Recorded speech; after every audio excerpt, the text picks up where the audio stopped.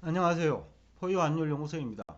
오늘은 미국 바이든 정부가 직접 물가 안정을 위해서 팔을 걷고 나섰다 라는 주제를 가지고 나왔습니다. 얼마 전에 제가 이제 바이든 대통령과 현 연준 의장, 파월 의장이죠, 하고 그 만남을 두고 그 물가 안정 대책을 아마 들었을 거다. 또 바이든 대통령은 그 물가 안정에 책임이 있는 연준의 의견을 들을 필요가 있었을 거다. 또 거기에 많은 정보를 가지고 있으니까 거기서 연준 의장은 바이든 대통령에게 비축류 방출 등을 제안했을 거다 라는 얘기를 한 바 있습니다. 근데 요 근래 그 언론 보도를 보면 그 바이든 대통령이 비축류 방출 얘기를 하고 있거든요. 그걸 보면 포유안전연구소 예상이 맞아 들어갔다 라는 얘기를 하면서 오늘 시작하겠습니다. 현재 지금 미국 물가 상승은 수요적 인플레이션이 아닙니다. 공급에 문제가 있는 거죠. 그러니까 해외에서 미국은 해외에서 수입이 많은데 해외에서 공급이 제대로 안 되는 거예요. 반도체도 잘 안 되고 있고 다른 생필품도 공급이 잘 안 되는 거예요. 그러다 보니 가격이 올라 버렸다는 거죠. 이것을 물가 상승을 억제할 수 있는 수단으로, 그러니까 수요적 인플레이션일 때 효과가 있는 기준금리 인상이나 뭐 시장금리 상승도 마찬가지인데 그것은 효과가 작다라는 거죠. 그래서 연준 의장이 지금 연준이 할 수 있는 일은 별로 없다. 그래서 정부가 나서야 된다 라는 얘기를 했을 거라는 그런 방송을 한 바가 있습니다. 그 다음에 또 하나는 지금 현재 시장금리는 미국 국채 10년물 얘기입니다. 기준금리보다 5배 이상 높아요. 지금 미국 기준금리 0.15%잖아요. 근데 시장금리가 1.5% 되니까 그 뭐 몇 배입니까? 그 10배 정도 높네요. 그 정도로 이제 그 시장금리가 물가 안정 역할을 지금 하고 있다. 수요 측에서는 꼭 굳이 기준금리 인상을 안 하더라도 높은 시장금리가 물가 안정 역할을 하고 있다라는 겁니다. 그 다음에 또 하나는 시장금리가 상승하면 대출금리를 인상하잖아요. 은행들이. 또 회사채 금리도 상승하잖아요. 그러면 이자 부담이 증가하죠. 그러니까 이자만큼 은행에 돈을 집어넣어야 되죠. 그러니 시중 유동성 흡수 효과가 있으니 이 또한 기준금리 인상 효과가 있는 거죠. 그러니까 높은 시장금리가 기준금리 0.125%를 0.25%더 높여가지고 0.375%로 인상하더라도 효과는 그 시장금리 상승이 더 있다라는 겁니다. 그래서 이제 아마 예상되는 미국적 물가 안정 대책은 기준금리 인상보다는, 그러니까 연준이 할 수 있는 일은 별로 없다고 그 확인을 한 이상 그 바이든 정부가 뭐 물가 전문가는 아니니까, 그래서 물가 전문가 집단인 연준 의장을 만난 거죠. 거기서 이제 제안을 듣고 아마 행동으로 옮기고 있는 것이 비축류 방출이고, 그 다음에 여러 가지 정부가 할 수 있는 거 있잖아요. 달러 강세 묵인 등등.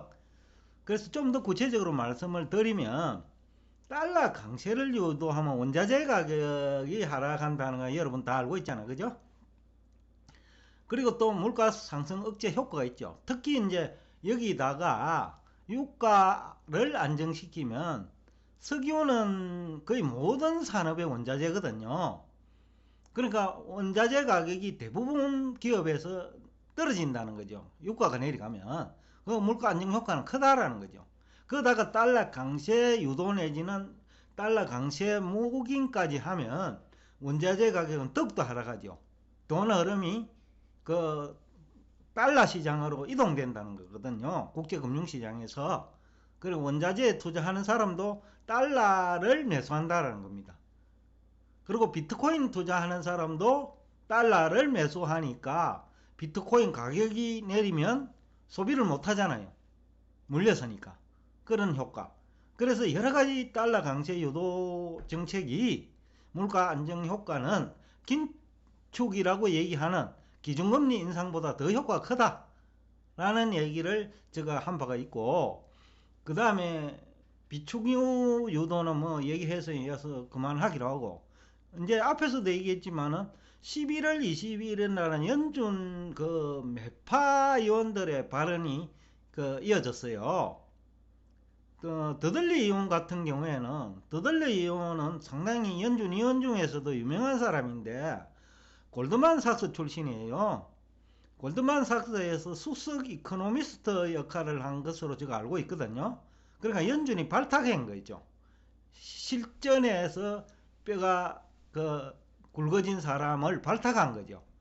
그런데 그분이 기준금리를 3 내지 4%까지 인상할 수 있다라는 발언까지 했음에도 불구하고 11일 20일 날 유가가 75불까지 하락하니까 배럴당 오히려 시장금리, 국채 10년물, 5년물 모두 금리는 하락한 거죠. 시장금리가. 그러니까 매파들이 기준금리 인상을 한다는 필요하다는 발언에도 불구하고 시장금리는 거꾸로 내려버린 거죠. 그것이 무엇을 의미하느냐는 거죠. 그 유가 하락권, 물가 안정 요인이 기준금리 인상보다 더 효과가 있다라는 거죠. 예? 실제 물가 안정되는데 유가가 내리니까 물가 안정되는 효과가 있고, 달러가 강세가 되니까 물가 안정되는 효과가 기준금리 인상보다 더 효과가 크다는 것을 시장이 받아들인 거죠. 그러니까 매파들이 기준금리 인상 발언을 함에도 불구하고 시장금리는 거꾸로 내려버린 거죠.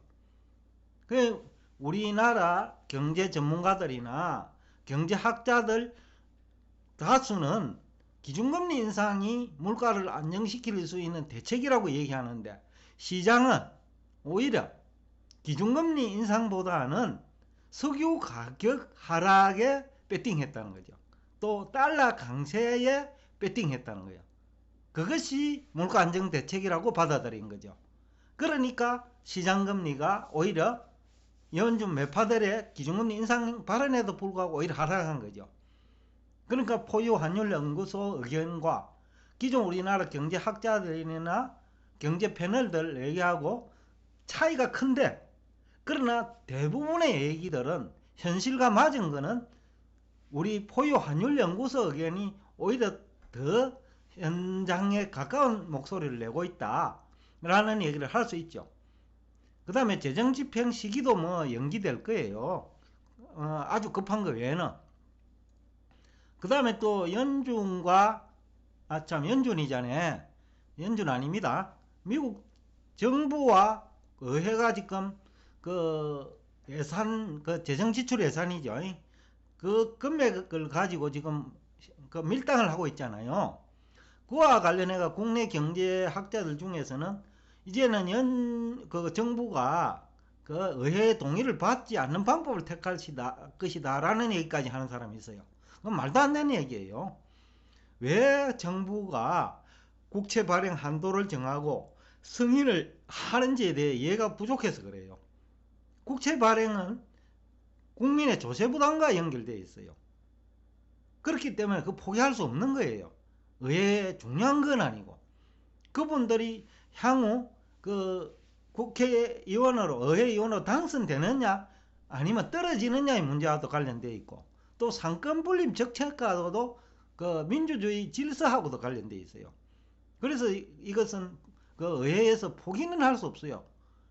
항상 의회와 정부가 갈등은 있었지만 항상 조율을 통해서 또 재정 적자 규모가 또 정해지기도 하고, 그래서 그런 얘기는 전혀 영양가 없는 얘기다, 도움 안 되는 얘기다 라는 얘기를 하고 싶고요.